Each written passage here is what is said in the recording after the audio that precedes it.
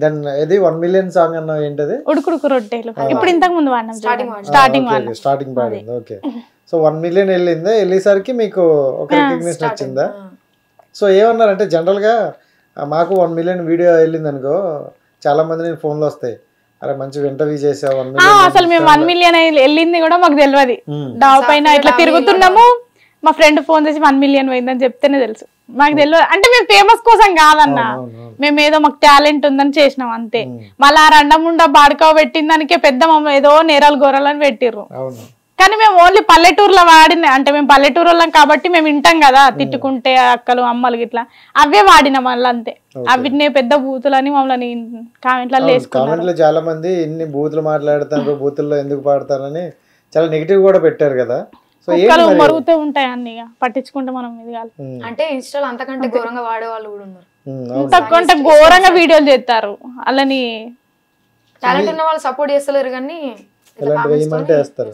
So negative కామెంట్ల మీద మీ opinion ఏంటి ప్రతి ఒక్క ఇంటర్వ్యూలో అదే చెప్పుకుంటూ వచ్చినాం అదే మొక్కుడు దేవుడు మొక్కిన పుణ్యం వచ్చు కావచ్చు వాళ్ళకు బాగా రియల్ గానే అన్న లేతనే కామెంట్లు చూస్తాను కొన్ని రోజులు మార్నింగ్ లేవగానే ఏ పని లేదు కామెంట్ డిలీట్ చేసుకుంటూనే వస్తున్నాము బ్యాడ్ కామెంట్స్ తర్వాత ఇక అవి నడుస్తూనే ఉన్నాయి ఎంత పెట్టినా చెప్తే ఏదో మాటలతో చెప్తే ఆగే మనుషులు కాదు వాళ్ళ ఇంట్లో కూడా ఆడవాళ్ళు ఉంటారు కదా వాళ్ళు కూడా ఒక ఆడపిల్ల కుట్టిన వాళ్ళే అమ్మాయినా అంటే అబ్బాయి అయినా అమ్మాయి అయినా మరి టూ మచ్ గా మేము ఏం చేయలేదు అది ఓన్లీ బాడికో రెండముండకే అంతే అంటే ఇవి విలేజ్ సైడ్ లో ఎక్కువ కామన్ మేమేదో జనాలు నవ్వుకోవడానికే చేసినాము మేమేదో రెండముండలతో ఫేమస్ అని కాదు మమ్మల్ని ఇంటర్వ్యూకి పిలిచిన దాకా కూడా మేము షాక్ లోనే ఉన్నాం ఇంకా అది సో ఆ వర్డ్స్ అయితే పెద్ద అంటే విలేజ్ లో సరదాగా మాట్లాడుతున్నారు బట్ కామెంట్స్ అనేవి గట్టిగా వస్తున్నాయి అయితే ఘోరంగా సో మీకు వచ్చే ఒక బ్యాడ్ కామెంట్ ఇది ఈ కామెంట్ మాకు చాలా బాధ అనిపించింది అనే కామెంట్ ఏదైనా ఉందా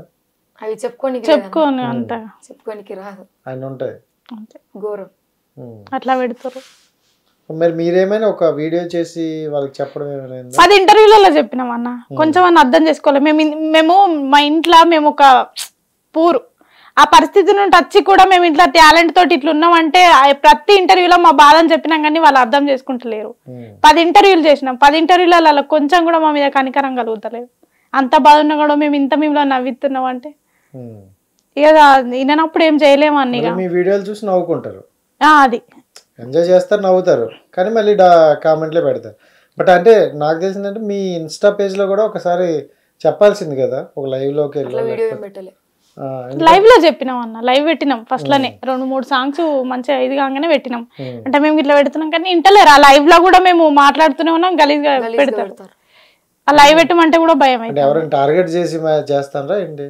లేదు 100 మంది అంటే 100 మంది ఉంటే అక్కడ మెచ్చుకునేటోళ్ళు ఒక్కళ్ళు ఉన్నా కూడా మిగతా వాళ్ళందరూ వీళ్ళే ఉంటారు అట్లా కొందరు మాకు హెల్ప్ చేసే అంటే సపోర్ట్ చేసే వాళ్ళు వాళ్ళని అంటలేం కానీ ఇంటర్వ్యూ చూసి ఒక 2-3 కానీ రియలైజ్ అయ్యారు వాళ్ళే మళ్ళీ మాకు కామెంట్ పెట్టారు మీరు ఇట్లా బాధపడుతూ వచ్చారని మాకు తెలియదు అని చెప్పేసి ఒక అన్న మెసేజ్ ఇచ్చండి అండ్ ఈ ఇంటర్వ్యూలు చూసే కొంతమంది మేము ఇంటర్వ్యూలు వెళ్ళడానికి మెయిన్ కారణం ఏంటంటే అంటే ఫేమస్ అయిన వాళ్ళందరినీ అయితే మేము పిలవం బట్ వాళ్ళలో నుండి ఒక స్టోరీ ఒక మంచి స్టోరీ ఉంది పెయిన్ ఉంది వాళ్ళకంటే ఒక గుర్తింపు కోసం ఎదురు చూస్తున్న వాళ్ళు మేము పిలుస్తాం మీరు అట్లా అనుకుంటారు కానీ జనాలు అట్లా కాదు ఇట్లా వాడి ఫేమస్ అవుతుర్రు వీళ్ళు ఇట్లా ఫేమస్ కోసం నాకు అనిపించింది ఏంటంటే ఒక ఇంటర్వ్యూలో మీ డాడీ గారి గురించి అయితే చెప్పావు సో అదైతే నాకు చాలా బాగా నాకు పెయిన్ఫుల్గా అనిపించింది ఆ సిచ్యువేషన్లో ఒక అబ్బాయి ఉన్న ఫేస్ చేయలేడేమో శివాన్న స్టూడియోస్లో అంటే శివాన్న దాంట్లో ఇంటర్వ్యూ చూసి ఒక అన్న వాళ్ళకి 2 కూతుర్లే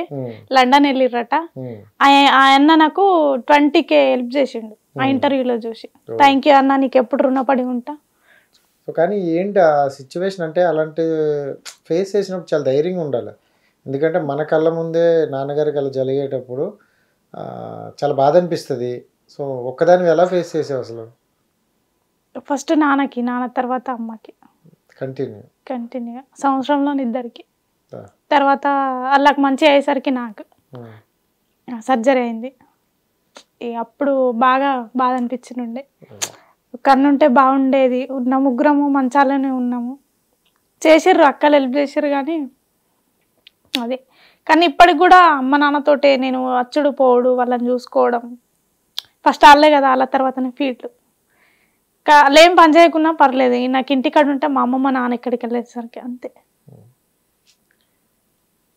సో నాన్నగారికి అంటే నువ్వు ఆ నాన్న మమ్మీ వెళ్తూనే ఉండేవాళ్ళు కదా, అమ్మ నాన్నతో ఉండేదా? అవును. సో ఏంటి నాన్నగారికి ఎందుకు సడన్ గా ఒకసారి అలా సడన్ గా వచ్చింది అన్న. అంటే ఏంటి అసలు మంచిగానే ఉన్నాడు, నైట్ ఎర్లీ మార్నింగ్ వచ్చింది పెరాలసిస్. ఓకే.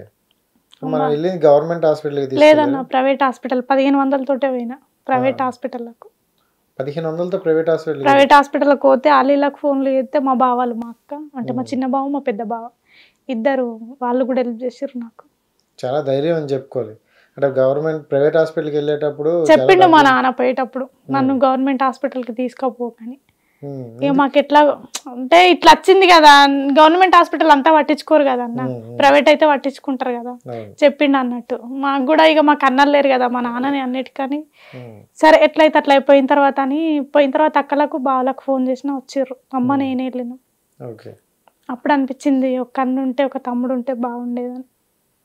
సో తోడుంటే బాగుండు అనిపించేది. బట్ అంటే స్టార్టింగ్ ఇంట్లో ఉన్నప్పుడే స్ట్రోక్ వచ్చిందా? నైట్కు మా ఇల్లు పక్క పిల్లాడిది బర్త్డే ఉండే, మంచానే ఉన్నాడు, తిన్నాడు, మంచానే ఉన్నాడు, పండుకున్నాం. ఎర్లీ మార్నింగ్ వచ్చింది. ఎర్లీ మార్నింగ్ అట్లనే వెళ్ళిపోయినాం. రాగానే ఇక మధ్యలోకి పోయేసరికంటే ఇంకా మొత్తం ఇక గట్టిగా వచ్చేసింది, మూతి ఇట్లా పోయింది, ఇట్లా మొత్తం పడిపోయినాయి. ఇక ఎర్లీ మార్నింగ్ పోయినాము, ఆయమ్మలు వాళ్ళు ఉండరు కదా వెహికల్ చైర్ మీద. అప్పుడు బాగా పెయిన్ వచ్చింది. మా నాన్న నాకు ఒక్కదానికి లేవ్వలేడు, నేను ఒక్కదాన్ని లేపితే ఇట్లా ట్రై చేస్తుంటే ఒక అంకుల్ వచ్చి ఎందుకమ్మా పిలవచ్చు కదా ఎవరినన్నా అన్నాడు. ఏమనుకుంటారేమో పొద్దునని నేను ఒక్కదాన్ని లేపుకున్నా మా నాన్నని. అది క్లియర్ అయిందా? ఎంత అయింది? లేదు, క్లియర్ కాలేదన్న. 1 lakh అయింది. 1 lakh అయింది. సో 1 lakh అయినా క్లియర్ అవ్వలేదు. ఇక అదంతే అన్న చెప్పారు డాక్టర్.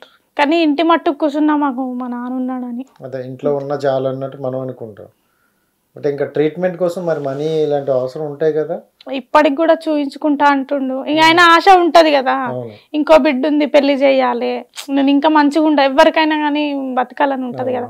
నేను ఇంకా అలాంటి ఈడ మందు పోతుర్రంటే ఇడికోతా అంటాడు.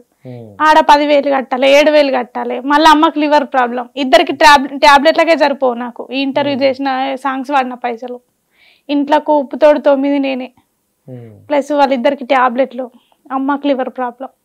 నాన్నకైన 1 yearకి మమ్మీ గారికి 6 నెలల్లోనే. 6 నెలల్లోనే లివర్ ప్రాబ్లం. అయ్యో. సో అప్పుడు వెళ్ళారు మళ్ళీ ట్రీట్మెంట్ మొత్తం చెప్పారు ఎంత అవుద్ది? అమ్మకి గ్యారంటీ ఇవ్వలేదు. మళ్ళా ఇక బాగానే అయినాయి పైసలు. ఇప్పుడు రికవరీ 1 lakh దాటింది. ఇప్పుడు ఇక టాబ్లెట్లే అన్న ఇద్దరికి టాబ్లెట్లే. మళ్ళీ నీకు మళ్ళీ నాది ఇప్పుడు తగ్గిందన్న. ఓకే. సో వాళ్ళిద్దరిని నువ్వే చూసుకోవాలి. నేనే చూసుకోవాలి. సో వీళ్ళందరికీ అవన్నీ అవసరం లేదు. అది ఇంట్లో ఇంత బాధ ఉండి కూడా బయటకు వచ్చి మేము, ఆమెకు బాధ ఉంది, ఆమె కూడా, వాళ్ళు కూడా అన్నలు లేరు వాళ్ళకు కూడా, వాళ్ళిద్దరు ఆడోళ్ళే. మేము అయినా బయటకు వచ్చి ఇంత నవ్వుతూ ఉండంగా కూడా మమ్మల్ని ఇంత చేసారు. అట్లా జనరల్గా అంటే ఆడపిల్లలు బయటికి వెళ్తేనే నలుగురు 100 మాటలు అంటారు.